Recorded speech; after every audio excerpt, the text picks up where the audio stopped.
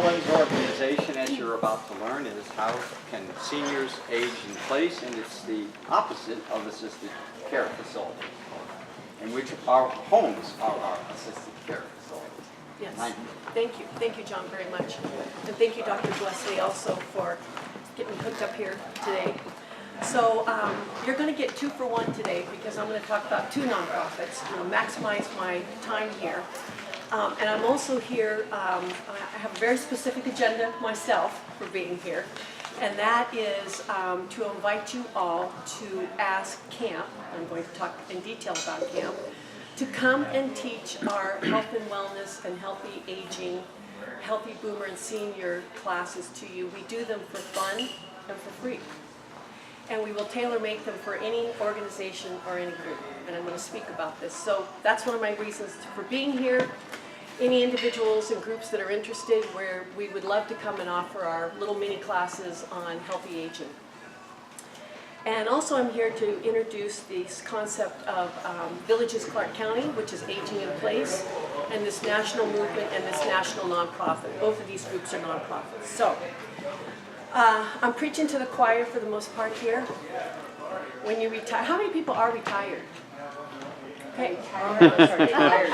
I know. I retired once. I retired once or twice, and it hasn't stuck. So what retired means, because I do not call myself retired anymore. I call myself recycled. Yeah, I don't. That's a better one. I don't call myself retired because it doesn't mean anything to anyone. But there's been plenty of studies that have been done that have shown that boomers and seniors, as we retire, our health becomes our #1 priority. It's not the children, it's not the mortgage, it's not finances, it's not the grandchildren, it's our health. And we are the only age group that can say our health is our #1 priority. And we have the time, the money, and the interest to back that up. And we have lots of people who are just like Jay and I, who are highly motivated to age differently than our parents did. My motivation to change my health and do all the things I'm going to talk about today is because my parents both had dementia. How many people have or know someone with dementia or Alzheimer's? Yes, so you're all familiar with it. It's something that is difficult to talk about. It's very painful. I'm getting a little emotional as I chat about this right now. My parents were the greatest generation. There won't be another generation like that. And for them to have spent the last 10 years of their life with dementia and becoming incapacitated, losing your mind. I mean, it's gruesome. It's just gruesome, folks, and we all know this. When I retired and Jay and I moved up here from California to retire, I decided to go back to school. And I didn't really know what I wanted to study or what I wanted to learn about, but I wanted to start with something about health. And my father had just died at the age of 86, but he did have dementia for about 10 years. After he died, I found a class at Clark College called The Brain and Aging, and I took that class. It changed my life, and it rocketed me to doing the things that I'm doing today. David Benedictus and Dr. Bless, as a matter of fact, taught a class Tuesday night, excellent, about memory and focus. But anyway, I took this class about 3 years ago at Clark College, and oh my gosh, I found out I don't have to get dementia. It's not a genetic disease. It's a lifestyle disease, and it has many components to it, but I don't have to get it. So I left that class with a whole list of things that I was going to do and do, and I just said, yes, I want to do this. I don't want to get dementia. So I found that sort of gave me a passion to start down this field of what is healthy aging, and can we change what aging means in our society? And I do believe that we can do that. So I don't say I'm retired. I say I'm a student and I'm a volunteer. I'm a healthy aging advocate, self-appointed. You get to do these things when you retire. You don't have to have someone else come to you and do this. I have appointed myself as a healthy aging advocate. And the other side of the coin of that is I'm also an advocate for complementary and alternative medicine. And the reason is because I have found that most of us don't know much about half of our healthcare system. However, if we want to age healthy, This is the part that's going to also help teach us. How do we age healthy? What does it mean to be healthy as we age? And as I've studied this and worked with practitioners and started camp, and talked to my friends, my neighbors, my family members, I found most of us just don't know much about it. How many people have been to an acupuncturist? You know, and how many people know everything that an acupuncturist does? You know, they do other things than just needles, and especially if you're afraid of needles. No, they have a whole list of things that they do. So CAMP is a non-profit group. It's a group of volunteer doctors, nurses, and therapists, all who specialize in what we call CAM, complementary alternative medicine. So what are we talking about? We're talking about naturopathic physicians, physical therapists, chiropractors, acupuncturists, nutritional therapists, Asian and Oriental medicine practitioners, Ayurvedic practitioners, Reiki instructors, yoga, Tai Chi, Qigong, massage therapists, health educators, and more. So, camp got started by 2 Clark College students. Not those Clark College students, these Clark College students, mature learning students at Clark College. Jay and I, after taking a series of classes at Clark College, started going around to different various complementary alternative medicine practitioners to see what could they offer us about healthy aging. What could we learn? What can they do? What are their services? And I was amazed at, first of all, how did I get to be 60, I'm 63 now, but how did I get to be 60 and I don't know this stuff? I was a city planner and a decorator. That might be part of it. My education is social sciences and city planning. But how did I just get to be a person at the age of 60 who knew very little about this? 3 years ago, I did not know what a naturopathic physician was. I do now know what a naturopathic physician is. I didn't know all the services that a chiropractor offers and everything. But as Jay and I made our way around to these different practitioners, there was a common thread that wove through everything that they did. First of all, they spend time with us. You know, I don't want anybody to misunderstand anything I say that I'm in any way criticizing our conventional doctors. No, I had knee surgery last year. I had fantastic care. No. And no amount of acupuncture or anything else was going to fix that knee. No, I had knee surgery, that was it. I had great care. We need that. We need our conventional doctors. But having talked to lots of doctors, as you all do, in our insurance companies and everything, everybody admits everything. It's just broken. Our system's broken. So, what is the answer? We're here now, we're in our 50s, 60s, 70s, 80s. We're dealing with this healthy aging. This is what we're doing. And it's not just about going to an acupuncturist. This is what camp does. It's about what they can teach you and what you can do yourself. So I'm not here to sell their services. I don't need to do that because all we do is educate the public. I'm here to say there's a tremendous amount of information and knowledge, and especially when it comes to healthy aging, that they can teach us and that we can do ourselves. That we don't need, thank you, Dr. Lucy, he's a good doctor, that we can do ourselves. So,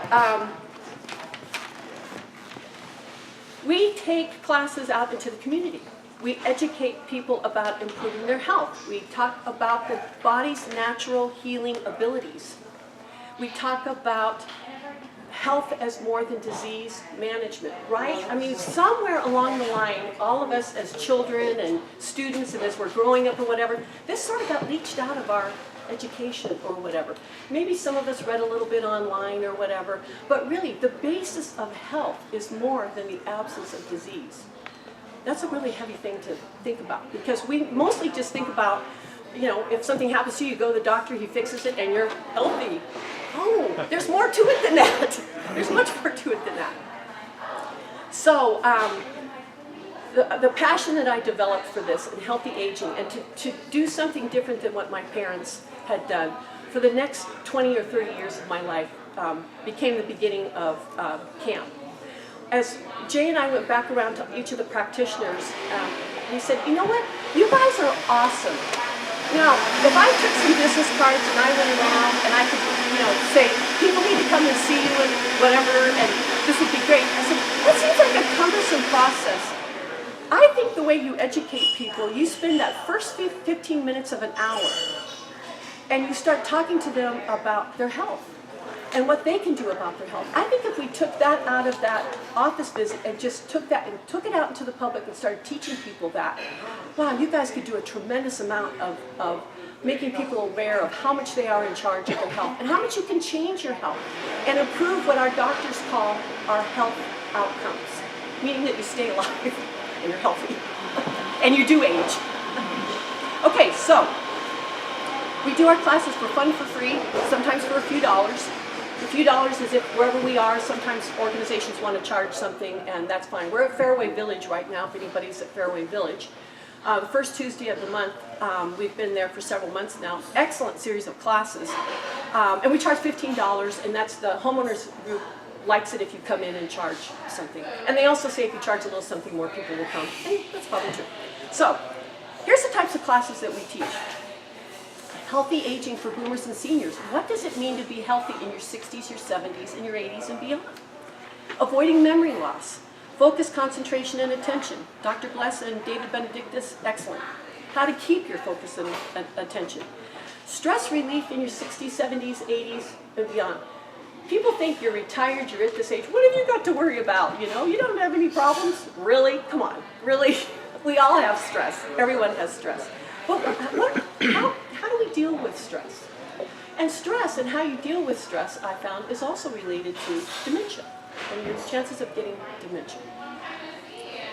My favorite one is using food as medicine. Therapeutic and nutritional foods and that support our body, our healthy aging. This is where I had an aha moment, like Oprah says. I went back to school and I learned more than my doctor knows. And I say that in a very humble tone, because any of you can learn and do what I did. So in this quest to find these classes that I wanted to take and learn, I came across Portland Community College and a series of classes they have in nutritional therapy. And you can actually go and be certified as a nutritional therapist. I didn't want to be certified as a nutritional therapist. I just wanted to learn this stuff. It's in the Climb Center, which is kind of like their community education, and it's over by OMSI. They've got a beautiful facility over there. Anyway, I just went over there as a 60-year-old boomer, and I signed up for these classes, and guess what? I find myself, I have no health background, and I'm in a class where doctors could be taking these classes for their continuing education. They're all college credit, level credit units. And there was one dentist in there, class, taking the class for her continuing education credits. So after about I went to school full time for this. After about 4 months, the instructor, our professor, said, you all have 48 hours in continuing education units, the cutting edge of science, medicine, and technology when it comes to what we should be eating. Your doctor knows nothing about this. And I thought, whoa, that's harsh. So, being the good student that I am, I went back to my doctor after those classes. And I decided I would test out his theory and I would ask my doctor for what I learned in the 4 months of taking these classes. Bio-individual nutrition plan. If you haven't heard that word before, that term, you'll hear it again, because it will no longer be a healthy diet. That will be like an 8-track tape, very obsolete. It's bio-individual nutrition, and that's how we all should really be eating. So I went to my doctor, and I asked her for a bio-individual nutrition plan. I learned all about it, went back to school, and I want one of those. And she said, I have no idea what you're talking about. I said, okay, so I explained it to her, and I can go into detail about that if anyone has questions about that. And she said, no, I don't think I can do that. I said, well, where do I go? How do I find someone who can help me with this? And she said, do whatever you need to do. Now, she's a great doctor, but I'm telling you that story, which is a true story, to just illustrate, our doctors are not able to quite move fast enough to answer these questions, and some of us are getting ahead of them. So, I still remember what I was wearing, and I still remember walking down to my car that day, and I still remember thinking, I'm on my own. I've got to figure this out, and I'm on my own. What we eat and changing our diet and eating these nutritious foods are the #1 thing to do to avoid dementia. And I'm motivated, by gosh, to figure that out. I've eaten just like everybody else has, and probably a little bit more, as you can tell by looking at me. And Jay and I, by the way, from doing the things, we've both lost a lot of weight. We have more weight to lose, but we've both lost a lot of weight. So, long story short, I ended up doing what every good boomer does, Google.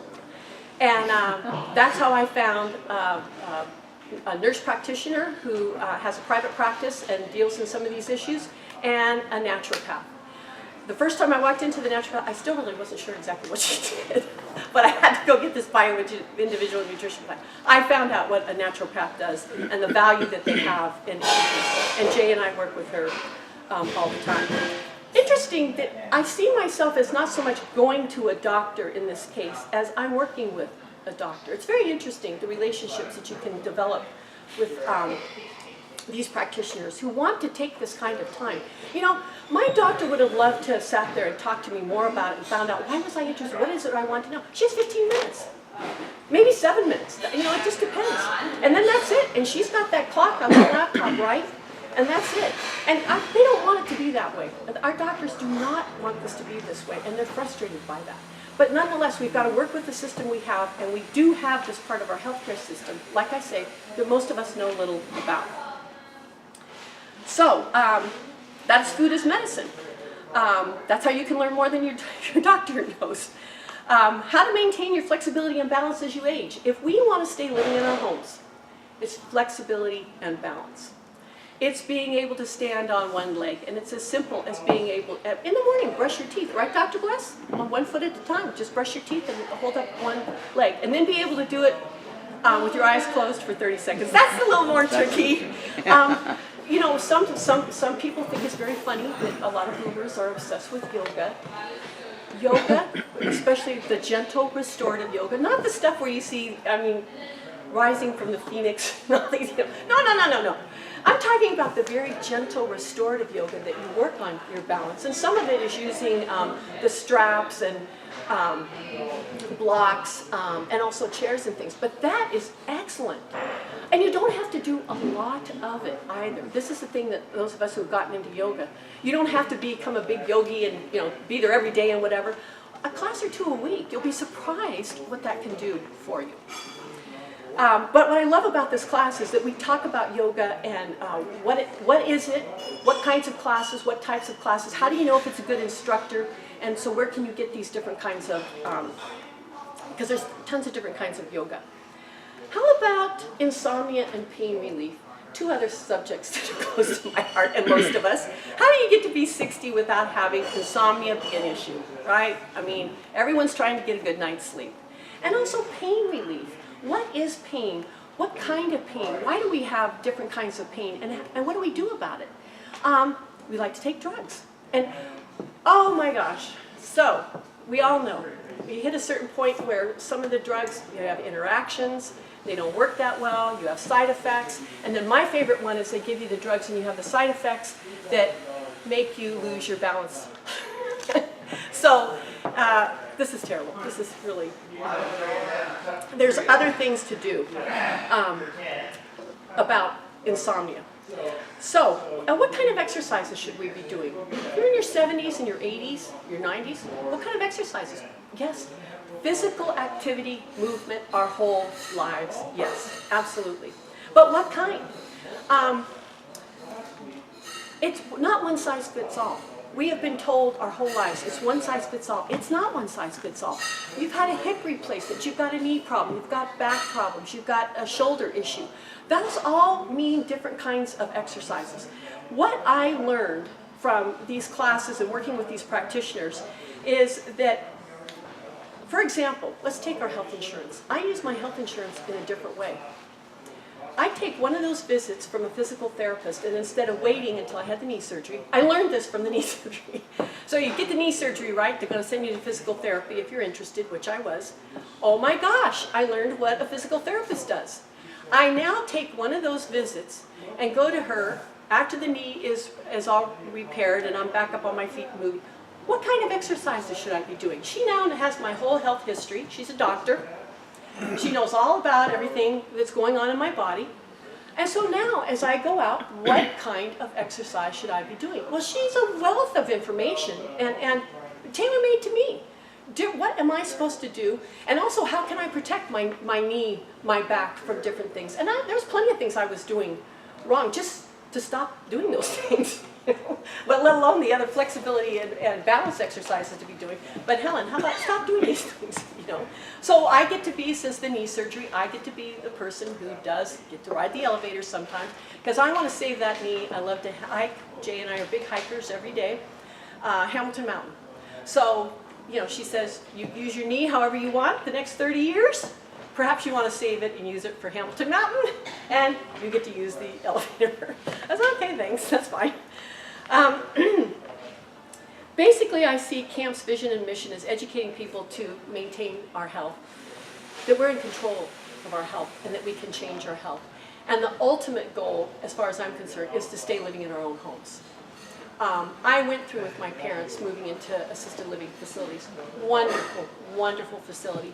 And by the way, the people that work in these facilities, as far as I'm concerned, they're angels, and they have a special place in heaven. I mean, unbelievable, unbelievable. But that's not really what my parents wanted to do. They had a beautiful home. They raised 9 children, good Irish Catholic family. They raised 9 children in this home. They didn't want to leave their home. And they didn't want to leave each other, as my father first went into assisted living. And I know you all have these similar stories. So as Jay and I have watched what's happened, and by the way, my parents' experience with this is very different than Jay's parents. Jay's parents did not have and do not have. His mother turns 90 in July, lives on her own, sharp as a tack. They didn't have dementia. They didn't have Alzheimer's. They didn't have these things. It's interesting to us to talk about the difference in what they did. And we have our own speculations as to, you know, the lifestyle differences with them. So, however, 63 and 62, we realize that sometimes there's going to come a time, and it can be now, when you might need a little help to stay living in your own home. So, and I'll give you a really good example. And it doesn't even have to be as you really age and perhaps you become somewhat infirm. All you have to have is this. So Helen has the knee surgery. And now I need to get back up, and I've got to get back to the, you know, you've got to start in on that fast. You know, they want you back at the doctor, they want you doing this, they want you back at the physical therapist, whatever. And boom, Jay comes down with the flu. Jay has an accident, and oh my gosh, not only can he not drive me and take me where, right? Everybody, this is familiar, really familiar territory. And we're only in our early 60s. All of a sudden, you're scrambling. And yes, you have friends and blah, blah, blah, and whatever. Many of them are working, you know. And now you're stuck and you're scrambling. So the answer to this is, in part, Villages Clark County. The Villages, Aging in Place, it's a volunteer movement helping people stay living in their homes. It's a it's a nonprofit, it's a national nonprofit. There's about 300 villages that have started in the U.S. There's 185 being built. There's 7 in Portland, and we're going to start one here. It's about living in your home as long as you can, avoiding or delaying going into assisted living. It's like-minded people who come together as volunteers to decide to help each other. They come together to figure out and develop resources to help us all age in our homes. It's a membership organization. You can join this as a membership organization. It's not a real estate development. It's not a retirement community. It's you staying living in your own home. Villages simply embraces the idea of bringing services to people rather than moving the people to the services. Kind of interesting, I'll just tell you. It's not all about money. It's not all about money, but it is all about money at the same time. So, Villages got started in 2001, by a group of wealthy seniors living in Boston's Beacon Hill. If any of you know Beacon Hill, the big, huge, beautiful brownstones. And they had lived, several couples had lived in this neighborhood for a very long time, raised children, and now they're getting up in age. They have all kinds of money, all kinds of money. But there's a bad snowstorm and an ice storm in Boston this year. And as I know, I've been married to Jay for 27 years, this starts to get antsy about the house and the ice. We don't really know too much about this out here, but back east, you get the ice on the roof, and as the storm keeps mounting and the ice piles up, that ice will come crashing through your roof. So, and it's getting late and it's night, and this is really bugging the husband, and of course you can't get somebody out there that's going to chip away that ice. He decides to get up on the roof, and he's in his 60s. And he's up on the roof, this is like 4 stories. He tethers himself to her with a rope around her outside in the store. And she has an aha moment. We can't be doing this. We cannot be doing this at all, period. And so this raised this issue. That he got down safe, they were fine. The roof didn't crash. And these couples all got together and said, what do we need to do? And these are people who are wealthy and need to figure this out. So they took part of their wealth and they went to Harvard and had a business plan started for this concept. And thank goodness they did do that, because it was a fabulous way of getting this right off the bat and get going. So, it's a nonprofit venture, it's a membership organization, it's based on volunteers doing most of the work, simple daily and household tasks for people. It's things like this. How about your 94-year-old mother who wants to get up and change the light bulb in her tall ceilings? And she keeps talking about it. She's thinking about getting up on that ladder, right? We've all been through this with our aged parents. I can do it. I can get up there. Okay, so you're going to call a handyman, right? Maybe, maybe not, if they'll even come and change a light bulb, right? We've all been here. Scary idea. How about a volunteer comes who is one that is vetted and qualified to get up on a ladder and change that light bulb for driving at night? Light yard work, raking leaves, light housework. Getting rides to doctor's appointments and social activities, and assistance with grocery shopping and cooking. These types of simple services can save someone or delay them from going into an assisted care facility. And the cost, it's a membership organization. It's all volunteer help. The volunteers are not paid, obviously. So you've got plenty of people talking about assisted livings and stuff. And by the way, we have fabulous assisted living facilities. But in Clark County, $3,000 to $5,000 a month, $60,000 a year for one person. There's 2 of us. In 20 years, 100. Where are we going to come up with this money in 20 years? Because let me tell you, as you all are experienced, we're losing. We have retirement income, and we're losing every year because inflation is going up, and we don't have as much as we did 9 years ago when we retired. So I don't see in 20 years how we're going to, that's going to double or triple or whatever. It's an unsustainable model. With all due respect, it's an unsustainable model. But it's also something that many of us are learning. We don't have to go into any sooner than, of course, if you have that need and you need to go in, that's one thing. But some people have resigned themselves to the fact that that's just what's going to happen. I live by myself, I don't have any children, blah, blah, blah. Somebody's going to end up taking care of me. We can take care of each other. So there's 5 types of services that the Villages does: social, cultural, education, and wellness programs and activities geared to keeping members physically active and socially engaged, mentally stimulated. Screened and trained volunteers performing a range of services that support independent living.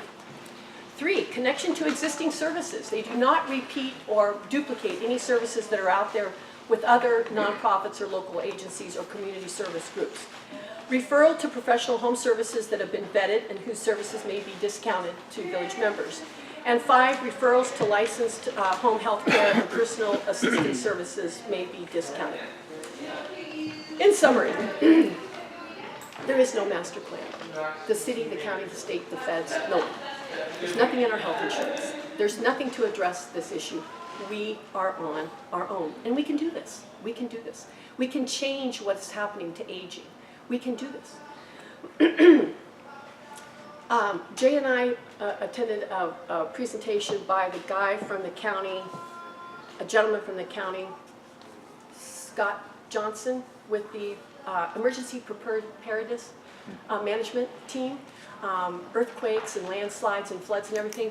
Oh my gosh, So please just know we're taken care of. It's all the county's doing everything they can, and they're spending millions of dollars taking care of. This is great. I love it. I was a city planner. Jay ran Little Harbor District. We know all about these. This is great. Wonderful. We have these, and then we have this situation, and we have nothing. So we're going to change that. You've got the flyers that are announcing the villages, Clark County, the one starting here is just starting. It's in its planning stages. It takes 3 years to get a village up and running. Our next meeting, we have 20-some people involved in this planning committee, and it's just starting. It's a perfect time to get involved in this. Saturday, March 13th, 10:30 a.m. right here in the library, right here downtown. Open to the public. Anybody's welcome. If you miss that meeting, please, there's contact information, and our meetings will always be announced in the meetup group that's listed there. So if it's something you're interested in, we are looking for volunteers. We're looking for people who are motivated to want to get involved in this. And you also have the brochure from camp and ways to contact me if you're interested in having our classes. Did you say Saturday, March 13th? Saturday, March 12th. Thank you, because as you can see, I made the mistake and I fixed it in the flyer there. I got to hang up about March 13th for some reason. It was going to be my lucky day, I guess. So thank you for letting me come here today and speak. And if anybody has any questions, I'll be happy to answer them. Dr. Blessed. I have a question about, so the volunteers that would be helping the older people who need the help, would they get some sort of a benefit later, like built up credit on something for? Well, it's something, this group, the good thing about this planning group and the group that's going to start this is they get to decide that. They get to decide if they want that. What I understand from working with the village groups that are starting in Portland and kind of finding out how they got going and how do we start one over here. It's difficult to do that with banking the volunteer hours, because then you're just banking them against other volunteer hours. Yeah. So there's nothing to, it's not like if you are going to trade some volunteer work for, to help your 93-year-old mother, and you're going to trade with an electrician. Now you've got something, there, a monetary thing. But when you're just trading against volunteers, there's nothing to add up against what you're going to get. And once you join, so basically, as a membership organization, we're talking about, instead of $60,000 a year, we're talking a few $100s a year. And basically, you would get, for example, one of the biggest things is rides. You'll get all the rides you need wherever you need to go. Free. That's huge. That's huge when you are 85 and you don't drive anymore. And you've become isolated just because you don't drive, or you don't drive at night. So you'll get rides wherever you want to go. And the other half of the program is to get people out of isolation. Isolation is another reason people get dementia. Just isolating, living in your home by yourself and not going out every day, week, during the month, and being with other people. And Villages addresses that. And there's a whole thing that Villages does to make sure that people who join, whether you just want someone to come and visit you, maybe you're not as outgoing as I might be and want to be with people all the time and stuff. Maybe you're not. But how about if someone came and visited with you? How about if someone came and played cards with you, or watched a movie with you or something? Or took you next door to the neighbor and you had a meal together? Communal dining is going to be huge.